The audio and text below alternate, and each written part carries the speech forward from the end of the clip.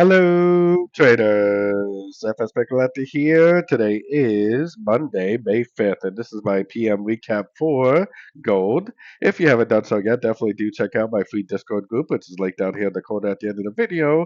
And make sure to take a look at my website, fxpipcollector.com. Watch the video on the home screen to learn more.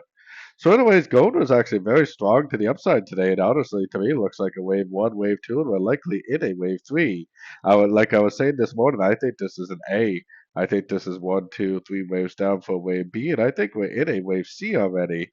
If it's a running ABC, then it could turn at the really at the 123 and the 100 would be where it would potentially turn at, maybe doing something like this.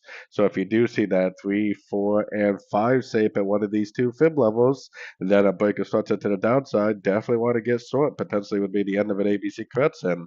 But more than likely, it's going to turn into an expanding flat, in my opinion. And an expanding flat would likely go up to the 178, 161.8, someplace around the 3400, maybe 3380 area.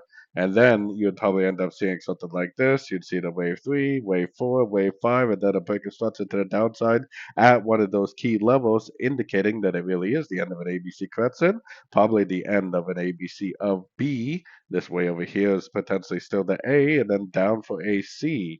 I still think this is all just a wave four of wave three on the very high time frames. So anyways, don't forget to like and subscribe, and as always, thank you for watching and happy trading.